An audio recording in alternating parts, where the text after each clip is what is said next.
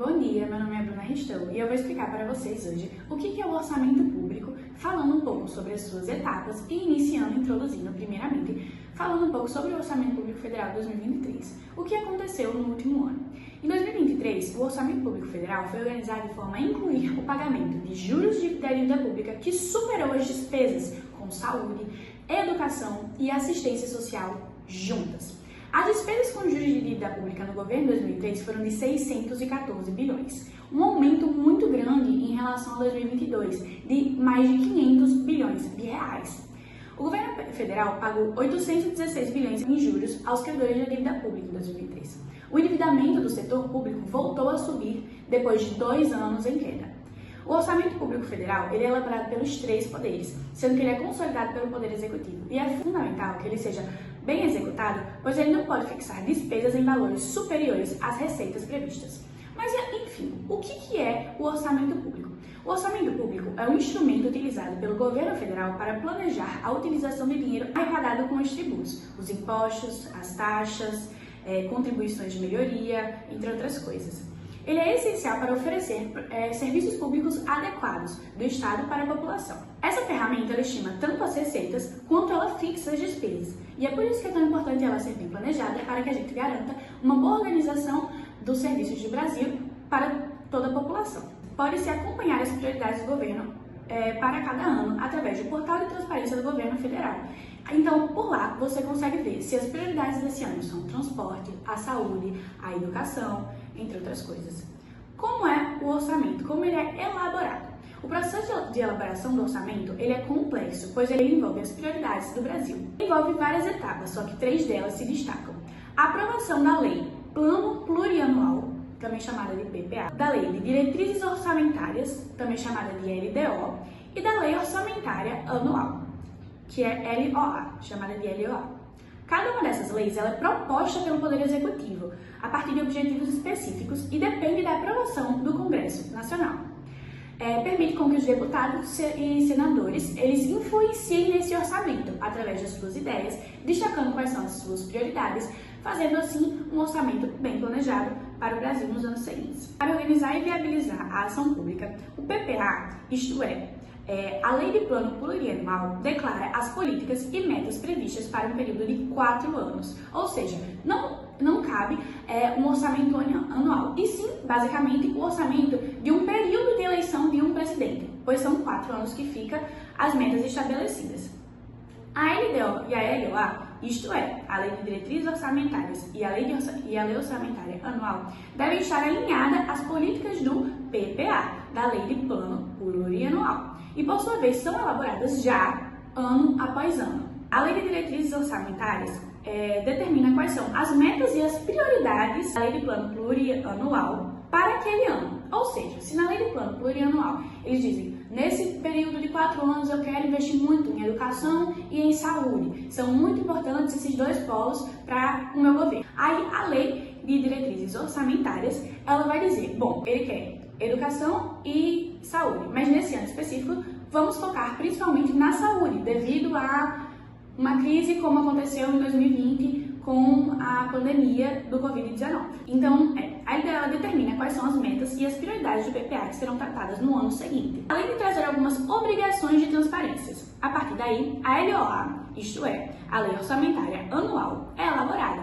detalhando todos os gastos que serão realizados pelo governo, quanto será gasto, em que área e para quê. A ideia é terminar cada ano com a LOA aprovada para o ano seguinte. A LOA é o que chamamos de fato de orçamento anual. A lei por si também é grande e complexa, por isso é estruturada em 3 documentos: o orçamento federal, o orçamento de seguridade social e o orçamento de investimentos das estatais.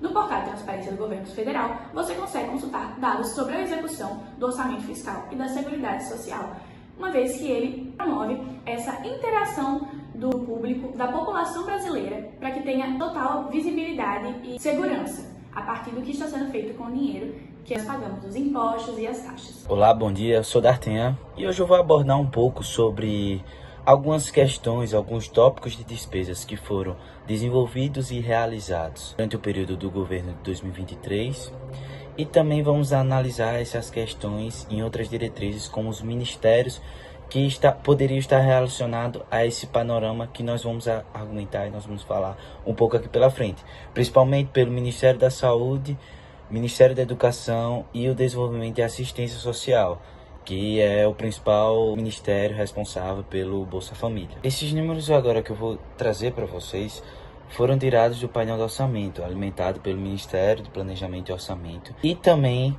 nas estatísticas das contas públicas que são divulgadas pelo nosso Banco Central.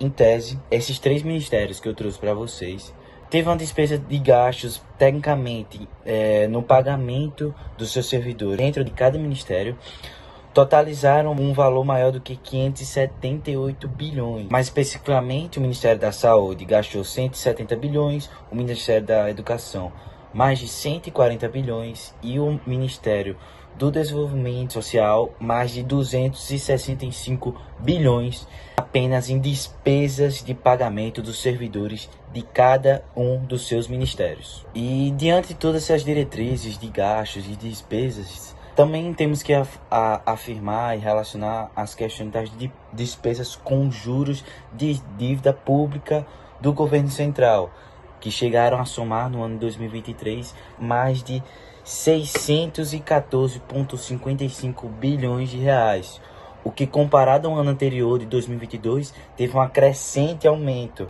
que no ano de 2022 foi estabelecido despesas com juros de dívida pública do governo central acima dos 500 bilhões de reais, o que teve uma grande diferença de extinção comparada ao ano de 2023, perdendo apenas para o Ministério da Previdência Social, que é responsável pelos benefícios dos aposentados, que totalizaram 860 bilhões no último ano.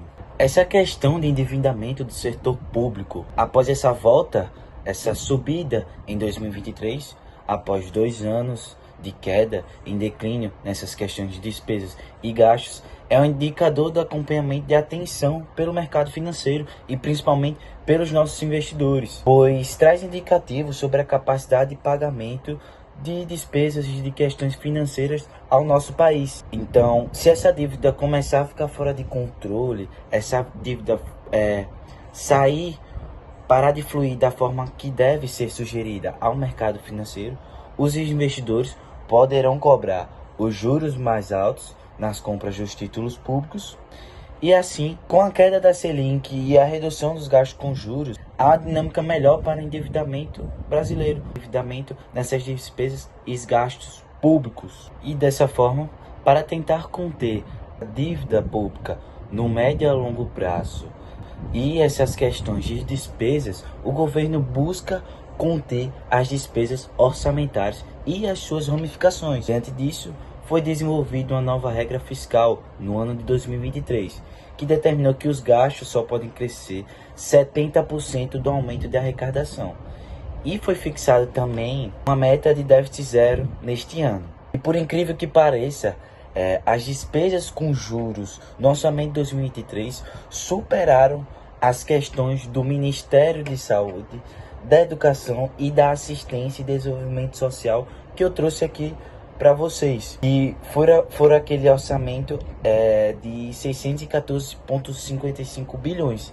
Então, as despesas com juros do orçamento no ano de 2003 foi superior a esse valor de 614,55 bilhões de reais.